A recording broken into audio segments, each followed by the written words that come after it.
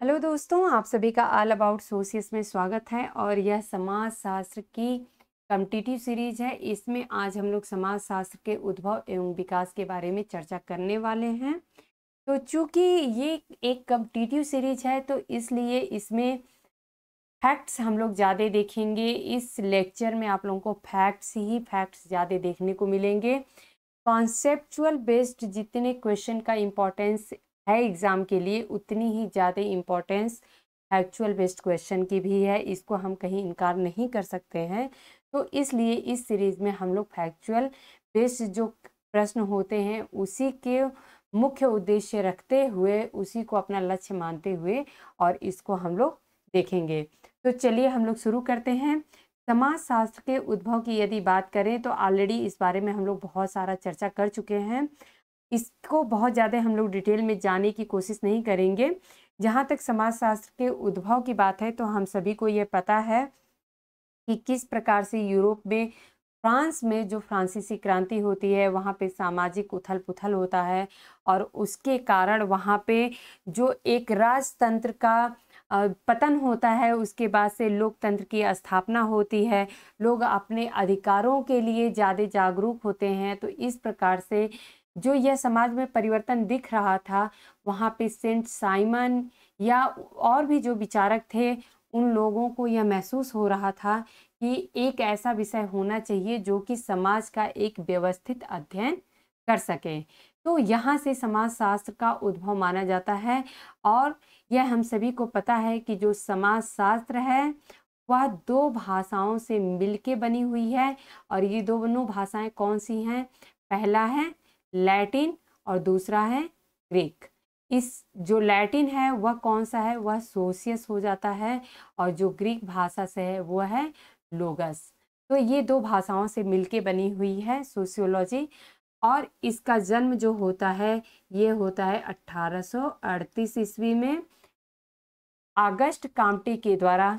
समाज शास्त्र एक स्वतंत्र विषय के रूप में 1838 में अस्तित्व में आता है। तो ये तो समाज शास्त्र के उद्भव की बात होती है। अब इसके विकास की बात देखते हैं। समाज शास्त्र के विकास की प्रथम अवस्था अगर देखें तो इसमें कई सारे विचारक हमें देखने को मिलेंगे जो कि समाज शास्त्र की बिल्कुल एक प्रारंभिक स्थिति की बात करें कि आखिर में समाज शास्त्र का विकास कैसे हो रहा था। तो यहाँ पे प्लेटो ने, इनकी पुस्तक है रिपब्लिक, इसमें इन्होंने जो समाज का किस प्रकार से परिवर्तन हो रहा था या समाज के बारे में उनके क्या विचार थे, इस पुस्तक में इन्होंने इसके बारे में चर्चा की है। अरस्तु की वहीं पे पुस्तक है एथिक्स एंड पॉलिटिक्स, इसमें इन्होंने समाज से संबंधित अपने विचार प्रस्तुत किए हैं। अन्य जो विचारक हैं वह हैं Lucretius, Cicero, Marcus Aurelius, Saint Augustine, Manu Smriti इनकी रचना है, ये हम सभी को पता है। और कौटिल्य अर्थात चाणक्य, जिनकी रचना है अर्थशास्त्र। तो ये जितने विचारक हैं ये सभी समाज शास्त्र के प्रथम अवस्था में आ जाते हैं। जो समाज शास्त्र का विकास हो रहा था उसके प्रथम अवस्था में ये माने जाते हैं। ये एक दृष्टि से इसलिए इम्पॉर्टेंट हो जाता है कि एग्जाम में ये पूछ सकता है कि समाज शास्त्र के विकास की प्रथम अवस्था के विचारक कौन हैं या कौन नहीं हैं। तो कुछ नाम, जैसे कि हम सभी को पता है कि ये प्रारंभिक विचारक रहे हैं, प्लेटो हैं, अरस्तु हैं, Lucretius, Cicero, Marcus Aurelius, Saint Augustine, Manu, Kautilya, ये सभी लोग प्रारंभिक विचारक हैं। तो इनके बारे में हमें एटलीस्ट इतना नाम कम से कम याद रखना चाहिए, क्योंकि विभिन्न परीक्षाओं में यह पूछा जाता है या पूछे जाने की संभावना भी बनी रहती है। जो समाज शास्त्र के विकास की द्वितीय अवस्था है, इसमें थॉमस एक्विनस और दांते का नाम प्रमुख आता है। समाज शास्त्र के विकास की तृतीय अवस्था जो है, इसमें हॉब्स, लॉक और रूसो, इन तीनों का जो सामाजिक समझौते का सिद्धांत है यह बहुत ज़्यादा प्रसिद्ध है और ये बहुत ही महत्वपूर्ण हो जाता है, क्योंकि यह विभिन्न परीक्षाओं में पूछा भी जाता है। तो इसको आप लोग जरूर याद रखिएगा। यहीं पर थॉमस मूर की यूटोपिया नामक बुक है। मॉन्टेस्क्यू, इनकी पुस्तक है the Spirit of Laws. Vico, इनकी पुस्तक है द न्यू साइंस। माल्थस ने जनसंख्या सिद्धांत के विचार दिए थे। वहीं पर एडम स्मिथ ने आर्थिक मनुष्य का विचार दिया था। द वेल्थ ऑफ नेशन, ये हम सभी को पता है कि एडम स्मिथ की बहुत ही महत्वपूर्ण कृति है। चलिए अब हम लोग कंडोरसेट को देख लेते हैं। इन्होंने सामाजिक परिवर्तन का सिद्धांत दिया था। यह भी जो तृतीय अवस्था है उसी के विचारकों में माने जाते हैं। तो ये हम सभी यहाँ पे देख रहे हैं कि Hobbes, Locke, Rousseau, Thomas More, Montesquieu, Vico, Malthus, Adam Smith तथा कंडोरसेट जो है ये सभी तृतीय अवस्था में विचारक माने जाएंगे। समाजशास्त्र के विकास की चतुर्थ अवस्था की बात करें तो यह समाजशास्त्र के वैज्ञानिक विकास की वास्तविक अवस्था मानी जाती है, क्योंकि यहीं से रियल में समाजशास्त्र का अस्तित्व आता है। ऑगस्ट काम्टे ने पहले सामाजिक भौतिकी नाम से इस विषय को नामकरण किया था, लेकिन बाद में 1838 ईस्वी में इसका समाजशास्त्र नाम इन्होंने रखा। J.S. मिल की अगर बात करें तो ये 1849 ईस्वी में इंग्लैंड में समाजशास्त्र को परिचित कराए थे तथा बाद में हर्बर्ट स्पेंसर ने समाजशास्त्र के विकास में अपना सक्रिय योगदान दिया था। और हर्बर्ट स्पेंसर कहाँ से हैं? ये हैं इंग्लैंड से। तो इंग्लैंड में सबसे पहले अगर समाजशास्त्र के परिचय की बात करें तो 1849 में J.S. मिल के द्वारा समाजशास्त्र का इंट्रोडक्शन होता है वहाँ पे। लेकिन अगर उसके विकास की बात करें तो हर्बर्ट स्पेंसर के द्वारा एक सक्रिय योगदान दिया गया है समाजशास्त्र के विकास में। अच्छा, हर्बर्ट स्पेंसर ने, ये हम सभी को पता है कि जो सोशियोलॉजी नाम से यदि कोई पुस्तक है, पहली पुस्तक सोशियोलॉजी नाम से है, तो वह है हर्बर्ट स्पेंसर की द प्रिंसिपल ऑफ सोशियोलॉजी। यहाँ पे एक महत्वपूर्ण तथ्य ये निकल के आता है कि जो प्रिंसिपल ऑफ सोशियोलॉजी है ये इनकी सिंथेटिक फिलॉसफी एक पुस्तक है। इस सिंथेटिक फिलॉसफी पुस्तक का एक पार्ट है जिसको प्रिंसिपल ऑफ सोशियोलॉजी के नाम से जाना जाता है। तो इसमें इन्होंने समाजशास्त्र से संबंधित विचारों को मूर्त रूप दिया था। हर्बर्ट स्पेंसर का एक और सिद्धांत है सावयवी सिद्धांत। ये भी हम सभी को पता है और ये बहुत ही महत्वपूर्ण है। अगर आप लोगों को नहीं पता है तो इसे जरूर नोट डाउन कर लीजिएगा। और सावयवी का मतलब क्या होता है? इसका अर्थ ये होता है कि जो एक मानव शरीर होता है इसे सावयव के रूप में देखते हैं। और हर्बर्ट स्पेंसर भी कहते हैं कि जिस प्रकार से एक मानव शरीर के विभिन्न अंग एक साथ मिलके, हालांकि शरीर के विभिन्न अंग जटिलताओं से भरे हुए पूरे शरीर का निर्माण करते हैं, लेकिन विभिन्न अंग जो होते हैं वह अपने अपने कार्य अपनी दक्षतापूर्ण तरीके से करते हैं। इसी प्रकार से समाज भी जो है वह विभिन्न अंगों से मिल के बना हुआ है। और इस प्रकार से समाज के जो अलग अलग अंग हैं वह समाज में एक बैलेंस तरीके से किस प्रकार से संतुलन की स्थिति में समाज आगे को बढ़ता रहे उसके लिए अपना कार्य दक्षतापूर्ण करते हैं। अब यहाँ पर सर्वप्रथम अमेरिका में येल विश्वविद्यालय में 1876 में समाजशास्त्र के अध्ययन अध्यापन का कार्य प्रारंभ हुआ था। तो पहली बार समाजशास्त्र को कहाँ पढ़ाया गया था? तो ये सबसे पहले अमेरिका के येल विश्वविद्यालय में पढ़ाया गया था। ये भी बहुत ही महत्वपूर्ण है, विभिन्न परीक्षाओं में पूछा गया है। और किस सन की बात हो रही है? ये है 1876। समाजशास्त्र को एक स्वतंत्र एवं वैश्विक विज्ञान बनाने का श्रेय दुर्खीम को जाता है। इंग्लैंड की अगर बात करें तो इंग्लैंड से कौन कौन से विचारक आते हैं, ये बहुत ही इम्पॉर्टेंट लाइन है। आप लोग इसे अवश्य नोट डाउन कर लीजिएगा और याद रखिएगा, क्योंकि जो विभिन्न परीक्षाएं होती हैं उसमें ये पूछ दिया जाता है कि यह विचारक कहाँ से संबंधित हैं। तो अगर यहाँ पे आप लोगों को कुछ विचारकों के जो नाम दिए गए हैं अगर पता है कि ये कहाँ से संबंधित हैं, तो अगर जो ऑप्शन में कुछ और भी होता है तो भी हम उसे शॉर्ट आउट कर लेते हैं। जैसे कि इंग्लैंड से तो सबसे पहला नाम तो हम सभी को पता है, हर्बर्ट स्पेंसर इस इंग्लैंड से आते हैं। मिल हैं, J.S. मिल, ये भी इंग्लैंड से आते हैं। Charles Booth, Hobhouse, Westermarck, Mannheim, Ginsberg, ये सभी नाम जो है वह इंग्लैंड से संबंधित हैं। फ्रांस से दुर्खीम, टार्डे, लिप्ले आदि का नाम जो है किस चीज़ के लिए? समाजशास्त्र के विकास में ये जो नाम है ये फ्रंट में आते हैं, अर्थात सबसे पहले देखने को मिलते हैं। अब यहाँ पर जर्मनी की अगर बात करें तो जर्मनी में टॉनिज, वानवीच, मैक्स वेबर, कार्ल मार्क्स, वीरकांत और सीमेल, इनके नाम मुख्यतः देखने को मिलते हैं। अमेरिका की अगर बात करें तो Giddings, Sumner, Ward, Park, Burgess, Sorokin, Zimmerman, MacIver, Ogburn, Parsons, Merton, Young, Coser, Ross, ये सभी नाम जो हैं वो हमें देखने को मिलते हैं। ये अमेरिका से संबंधित है। तो ये आप लोगों के लिए एक बहुत ही महत्वपूर्ण हो जाता है कि आखिर में कौन से जो विचारक हैं वो कहाँ से संबंधित हैं। एक बात यहाँ पर और भी स्पष्ट कर दूं कि समाजशास्त्र का जो सबसे पहले विकास हुआ था और सबसे ज़्यादा विकास हुआ था अमेरिका। अमेरिका में समाजशास्त्र का सबसे ज़्यादा और सबसे पहले विकास देखने को मिलता है। अब भारत में समाजशास्त्र के विकास की क्या स्थिति है, इसके बारे में हम लोग समझ लेते हैं। तो भारत में समाजशास्त्र को हम 3 युग के रूप में बांट सकते हैं। अब जैसे कि प्राचीन भारत में समाजशास्त्र की क्या स्थिति रही ये देखते हैं। तो जो प्राचीन भारत है इसमें ऐसा तो है नहीं कि समाजशास्त्र जो है वह बिल्कुल एकदम सिर्फ 100 साल में ही हमें देखने को मिला है। इसके पहले भी हमें समाजशास्त्र कहीं ना कहीं देखने को मिल रहा था, लेकिन उसका एक व्यवस्थित अध्ययन हमें देखने को नहीं मिल रहा था।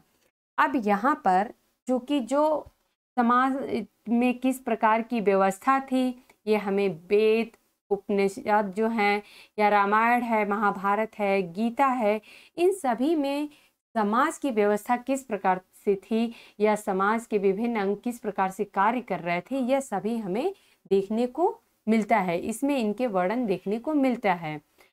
इन सभी के बारे में जो सामाजिक चिंतन है उनका व्यवस्थित अध्ययन किया गया है इसमें, जो कि हमें देखने को मिलेगा कि किस प्रकार से वेदों में किस प्रकार से चर्चा की गई है, विभिन्न वर्णों की चर्चा की गई है, या किस प्रकार से जो प्रत्येक समाज का स्तर है वो अपने आप को एक सही स्थिति में बना के रखे, या जिससे कि समाज एक सही तरीके से आगे को बढ़ता रहे। तो इन सभी बातों का जिक्र हमें इनमें देखने को मिलता है। यहीं पर अगर देखें तो कौटिल्य का जो अर्थशास्त्र है इसमें हमें देखने को मिलता है, जो अर्थशास्त्र से संबंधित जो भी हमें बहुत सारे फैक्ट्स ऐसे देखने को मिलते हैं।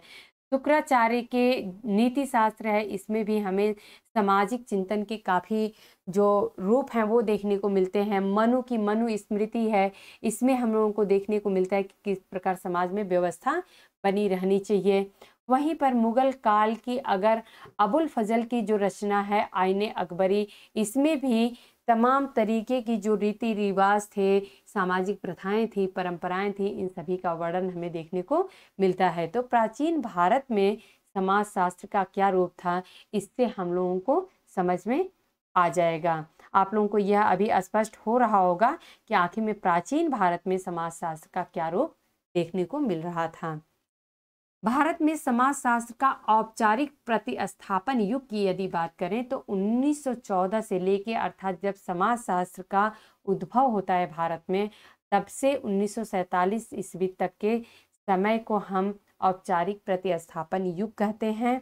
यह कैसे होता है, जैसे कि 1914 में सबसे प्रारंभ की स्थिति बम्बई विश्वविद्यालय में स्नातक स्तर पर, अर्थात ग्रेजुएशन के लेवल पे, बीए लेवल पर समाजशास्त्र का अध्ययन कार्य प्रारंभ हुआ था। सन 1919 में पैट्रिक गिट्स की अध्यक्षता में समाजशास्त्र विभाग की स्थापना होती है। अर्थात जब अगर बात ये आए कि समाजशास्त्र विभाग की स्थापना कब हुई या समाजशास्त्र का एक स्वतंत्र विषय के रूप में अगर देखा जाए भारत में उदय कब होता है, तो यह 1919 हो जाएगा। लेकिन 1914 में, अर्थात 5 साल पहले ही बम्बई विश्वविद्यालय में स्नातक स्तर पर समाजशास्त्र का अलग जो दूसरे विषय थे उनके साथ जोड़ के और इसका अध्ययन कार्य प्रारंभ हो चुका था। तो यहाँ पर 1919 में पैट्रिक गिड्स की अध्यक्षता में समाजशास्त्र विभाग की स्थापना होती है तथा स्नातकोत्तर स्तर पर अर्थात मास्टर लेवल पे, एमए लेवल पे समाजशास्त्र का अध्ययन कार्य प्रारंभ होता है। सन 1917 में कलकत्ता विश्वविद्यालय में प्रोफेसर बृजेंद्रनाथ सिल की अध्यक्षता में समाजशास्त्र प्रारंभ हुआ था। वहीं पर सन 1921 में लखनऊ विश्वविद्यालय में अर्थशास्त्र विभाग के अंतर्गत डॉक्टर राधा कमल मुखर्जी की अध्यक्षता में समाजशास्त्र विषय को पढ़ाना प्रारंभ हुआ था। सन 1924 में पैट्रिक गिड्स के शिष्य जीएस घुरिये को विभागाध्यक्ष नियुक्त किया गया था। सन 1923 में मैसूर विश्वविद्यालय में, सन 1930 में पूना विश्वविद्यालय में इरावती कर्वे की अध्यक्षता में समाजशास्त्र प्रारंभ हुआ था। सन 1947 की यदि बात करें तो इस समय तक में संपूर्ण भारत में लगभग बहुत सारे विश्वविद्यालयों में समाजशास्त्र प्रारंभ हो चुका था। अब अगर तीसरा जो स्टेज देखें तो स्वतंत्र भारत में समाजशास्त्र, अर्थात जब 1947 में स्वतंत्र होता है भारत, देश आज़ाद होता है, उसके बाद जब समाजशास्त्र का जो अस्तित्व हमें देखने को मिलता है, तो यह तीसरा जो है स्टेज है वह स्वतंत्र भारत में समाजशास्त्र की स्थिति है, जो कि भारत के लगभग हर राज्य में, हर जिले में लगभग समाजशास्त्र अपने विषय के रूप में, एक स्वतंत्र विषय के रूप में अस्तित्व में आ चुका था। भारत में समाजशास्त्र के विकास की प्रवृत्तियां क्या रही हैं, इसको हम लोग समझ लेते हैं। और यह जो टॉपिक है, छोटा टॉपिक है लेकिन बहुत ही इम्पॉर्टेंट टॉपिक है, क्योंकि विभिन्न परीक्षाओं में यह पूछ दिया जाता है कि आखिर में कौन पाश्चात्य परंपरा से जुड़ा हुआ विचारक है या कौन जो है वह भारतीय परंपरागत विचारधारा से जुड़ा हुआ विचारक है। तो ये विभिन्न परीक्षाओं में पूछा जा चुका है, इसलिए आप लोग ये नाम जो है वह जरूर याद रखिएगा। पाश्चात्य समाजशास्त्रीय परंपरा से प्रभावित जो विचारक हैं, इनका ऐसा मानना था कि हमें भारत के जो सामाजिक व्यवस्था है उसका जो अध्ययन हमें करना है वह कहीं ना कहीं जो पाश्चात्य अर्थात पश्चिमी समाजशास्त्रीय परंपरा है, अर्थात जो पश्चिमी विचारक हैं जिस प्रकार से उन्होंने जिन नियमों को फॉलो करते हुए और जो अध्ययन करने का तरीका बताया है, उसी तरीके से हमें अपने भारत पे भी उसको अप्लाई करना चाहिए और उसी तरीके से हमें अध्ययन करना चाहिए। तो ये पाश्चात्य समाजशास्त्रीय परंपरा से प्रभावित थे। इसमें डॉक्टर हट्टन की बात आती है, Risley, Ghurye, Majumdar, Kapadia, Srinivas, S C. Dube, A R. Desai, Radha Kamal Mukherjee, D P. Mukherjee, ये सभी नाम जो हैं ये पाश्चात्य समाजशास्त्रीय परंपरा से जुड़े हुए हैं। अब यहाँ पर थोड़ा सा इन लोगों के बारे में समझ लेते हैं कि हट्टन और रिजले जो हैं इन्होंने भारतीय जाति व्यवस्था की सूक्ष्म विवेचना प्रस्तुत की है, अर्थात इन्होंने काफ़ी हद तक भारतीय जाति व्यवस्था जो है इसके बारे में कार्य किया है। घुरिये ने जाति, वर्ग, व्यवसाय, परिवार, धर्म आदि पर अपना लेखन कार्य किया है। तो ये जो लाइन है ये इसलिए इम्पॉर्टेंट हो जाती है कि किसी परीक्षा में ऐसा पूछ दिया जाता है कि घुरिये जो हैं उनका अध्ययन किस टॉपिक से जुड़ा हुआ नहीं था। तो अगर जब हमें पता रहेगा कि घुरिये जो हैं वह जाति पे भी अध्ययन किए थे, वर्ग पे भी अध्ययन किए थे, व्यवसाय पे भी अध्ययन किए थे, परिवार पे उनका अध्ययन था, धर्म पे अध्ययन था, तो अगर इससे कुछ अलग टॉपिक आता है जैसे कि अर्थव्यवस्था है, अगर अर्थव्यवस्था वहाँ पे आ जाता है कि अर्थव्यवस्था पे क्या उन्होंने अध्ययन किया था, तो वहाँ पे ये गलत हो जाएगा क्योंकि घुरिये ने अर्थव्यवस्था पे कोई अध्ययन किया ही नहीं था। या फिर अगर कुछ और टॉपिक आ जाता है कि जैसे व्यसन पे या कुछ इस तरीके से आत्महत्या पे या कुछ इस तरीके की टॉपिक आ जाती है, तो ये हमें पहले जब पता रहेगा कि घुरिये ने आखिर में रियल में अध्ययन किया किस टॉपिक पे था, तो हम उसको सॉर्ट आउट कर सकते हैं कि हाँ ये टॉपिक इनसे जुड़ा हुआ नहीं है। सन 1952 में इंडियन सोशियोलॉजिकल सोसाइटी की स्थापना की गई थी और सोशियोलॉजिकल बुलेटिन का प्रकाशन हुआ था। यह एक पत्रिका है और जो इसके जो संपादक रहे वो घुरिये ही थे। तो ये दोनों जो पॉइंट है वो घुरिये से ही जुड़ा हुआ है। ये हम कपाड़िया की बात करें तो इन्होंने विवाह, परिवार तथा नातेदारी पर अपना अध्ययन किया है। मजुमदार हैं, इन्होंने बिहार, एमपी और यूपी सॉरी मजुमदार ने बिहार, एमपी और उत्तर प्रदेश पे तथा बंगाल की जनजातियों पर अपना अध्ययन कार्य किया था। तो ये आप लोगों को 4 जो राज्य हैं यह बिल्कुल याद रखना है कि कभी ऐसा एग्जाम में पूछ दिया गया कि मजुमदार ने कहाँ पे अध्ययन किया था या मजुमदार ने कहाँ पे अध्ययन नहीं किया था, तो बिहार, एमपी, यूपी ये तीनों तो सटे हुए एक बिल्कुल पास में है। बिहार है, बिहार के बगल में आपको यूपी देखने को मिलेगा और इन दोनों के नीचे में आपको एमपी देखने को मिलेगा। तो बिहार, एमपी और यूपी जो है इन तीनों में तो इन्होंने अध्ययन किया ही था। मजुमदार का नाम जो है वह लखनऊ विश्वविद्यालय से भी जोड़ के देखा जाता है। तो ये यूपी से तो कैसे भी संबंधित रह ही रहे हैं। बंगाल में भी इन्होंने अध्ययन किया है और यहाँ पे इन्होंने जनजातियों का अध्ययन किया था। इसके साथ ही इन्होंने जाति व्यवस्था पे भी अध्ययन किया है और ग्रामीण भारत पे भी इनका अध्ययन कार्य देखने को मिलता है।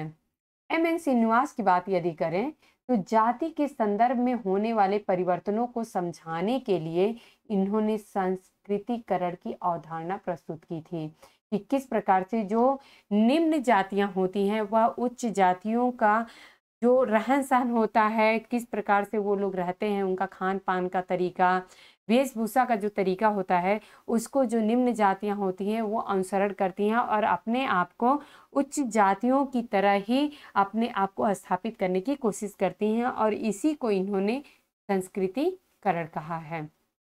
राधा कमल मुखर्जी की बात करें तो इन्होंने अर्थशास्त्र का संस्थात्मक सिद्धांत दिया है, इन्होंने प्रवासता का सिद्धांत भी दिया है और भारत में यदि पारिस्थितिकीय समाजशास्त्र अर्थात इकोलॉजिकल सोशियोलॉजी की बात करें तो इन राधा कमल मुखर्जी का नाम जोड़ के देखा जाता है। तो यहाँ पे ये 3 फैक्ट्स जो हैं ये राधा कमल मुखर्जी से जुड़े हुए हैं। अब अगर परंपरागत भारतीय चिंतन से प्रभावित बात करें कौन से विचारक हैं, तो इसमें आनंद कुमार स्वामी का नाम आता है, डॉक्टर भगवान दास का नाम आता है, ए.के. सरन का नाम आता है, डॉक्टर नागेंद्र एंड नर्मदेश्वर प्रसाद, इन लोगों का नाम जो है ये परंपरागत भारतीय चिंतन से प्रभावित है। अर्थात इनका ऐसा मानना था कि अगर हमें अपने भारत का या भारतीय समाज का अध्ययन करना है, भारतीय समाज को समझना है, तो हमें भारत के ही संदर्भ में सोच के भारतीय परिप्रेक्ष्य में ही हमको यह समझना पड़ेगा। अब जैसे कि भारत में अगर हमें जाति व्यवस्था का अध्ययन करना है तो हम इसके लिए पाश्चात्य जो विचारधारा है उसको यहाँ पर अप्लाई नहीं कर सकते हैं। यहाँ पे हमें भारतीय विचारधारा ही अप्लाई करके और तभी हम जाति व्यवस्था को अच्छे से समझ सकते हैं।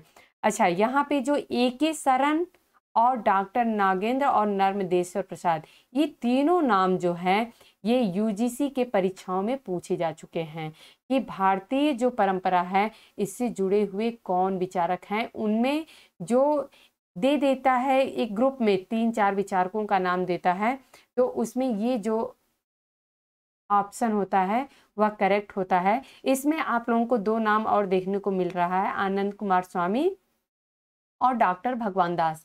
तो इसको भी आप लोग ध्यान रखिएगा कि कभी हो सकता है कि जो ये 2-3 विचारकों का जो नाम होता है उसमें कभी हो सकता है कि आनंद कुमार स्वामी या डॉक्टर भगवान दास को भी उन लोग वहाँ पे मेंशन कर दें। तो इसलिए आप लोग ये 5 नाम ध्यान रखिएगा कि ये परंपरागत भारतीय चिंतन से प्रभावित हैं। अब यहाँ पर हम लोग पाश्चात्य और भारतीय दोनों परंपराओं से जुड़े हुए जो चिंतन से प्रभावित विचारक हैं उनमें जी.एस. घुरिये का नाम भी आता है। जी.एस. घुरिये ने पाश्चात्य परंपराओं को अभी अनुसरण किया था और भारतीय जो परंपरा है यहाँ की उसका भी उन्होंने अनुसरण किया था, अर्थात दोनों का मिक्स रहा है, जो पाश्चात्य रहा है और जो भारतीय रहा है, इन दोनों का मिक्स रहा है। राधा कमल मुखर्जी, डी.पी. मुखर्जी और डॉक्टर आर.एन. सक्सेना, ये नाम सभी जो हैं ये पाश्चात्य और भारतीय समाजशास्त्री परंपराओं कि समन्वित चिंतन से प्रभावित माना जाता है। अर्थात इन्होंने भारतीय समाज को समझने के लिए इन्होंने कहा कि हमें दोनों जो परंपराएं हैं, चाहे वो पाश्चात्य परंपरा रही है या भारतीय परंपरा, इन दोनों को एक साथ लेके और तब जाके यहाँ की सामाजिक व्यवस्था को हम लोग समझ सकते हैं। तो दोस्तों, आज ये समाजशास्त्र का उद्भव एवं विकास टॉपिक था और इसी में अभी लेक्चर बहुत ज़्यादा लंबा हो जाता है। इसके लिए जो यूरोपीय विचारक रहे हैं उनका समाजशास्त्र के विकास में क्या योगदान रहा है, तो फैक्चुअल बेस्ड टॉपिक के साथ हम लोग अपने अगले लेक्चर में इसके बारे में डिस्कस करेंगे। आप लोग ऐसे ही पढ़ते रहिए, हमारे साथ जुड़े रहिए। धन्यवाद।